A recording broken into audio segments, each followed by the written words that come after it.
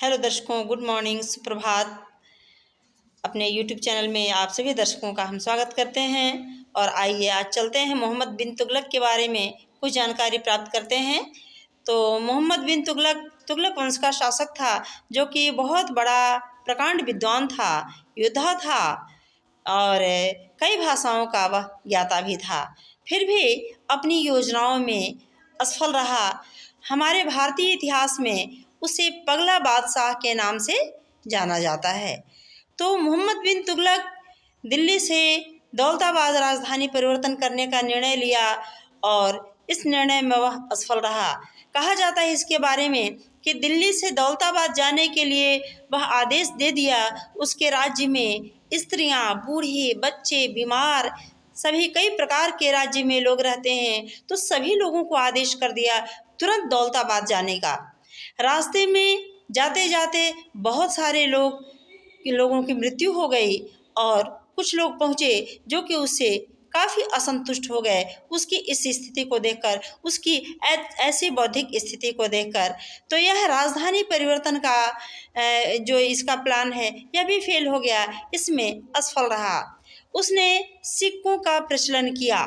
सिक्कों का प्रचलन इसलिए किया ताकि वहाँ किसी भी राज्य को ठीक प्रकार से चलाने के लिए उसका कोषागार भरा होना चाहिए, आर्थिक व्यवस्था अच्छी होनी चाहिए। परंतु इसमें भी वह असफल रहा, क्योंकि वह सोने चांदी के सिक्के चलाने शुरू कर दिए और इसका परिणाम यह हुआ कि लोगों के घरों में टकसाल होने लगी। लोग खुद अपने घरों में टकसाल के माध्यम से सिक्के बनाने लगे और आर्थिक रूप से मजबूत हो गए, और जिससे कि उसकी स्थिति खराब होती गई, उसका लोग विरोध करने लगे और इस प्रकार से यह भी योजना उसकी असफल हो गई। कोषागार उसका खाली होता गया, पुराने सिक्के देते गए लोग और नए सिक्के जो है सोने चांदी के अपने लेते गए। तो इस प्रकार से यह भी प्लान उसका फेल हो गया।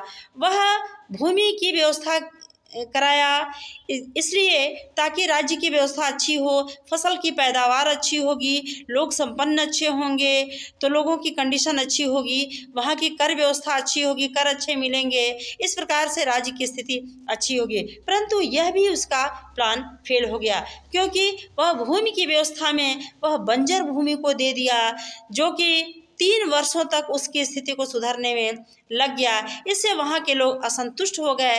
अपने राज्य के कोषागार में जो भी धन था वह भी धन उसके पैदावार में खर्च कर दिया गया।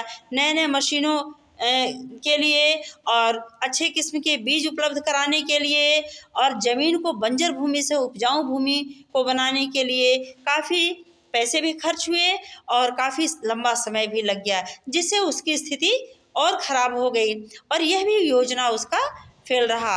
तो बहुत सारी योजनाएं उन्होंने इस प्रकार से कुछ 3-4 योजनाओं को लागू किया, लेकिन इसके बावजूद भी इतने बड़े प्रकांड विद्वान होते हुए भी, इतनी भाषाओं के ज्ञाता होते हुए भी, इतने बड़े योद्धा होते हुए भी मोहम्मद तुगलक बार बार फेल होता गया और वह असफल हो गया, जिसे कि भारतीय इतिहास में पगला बादशाह के नाम से जाना जाता है। धन्यवाद।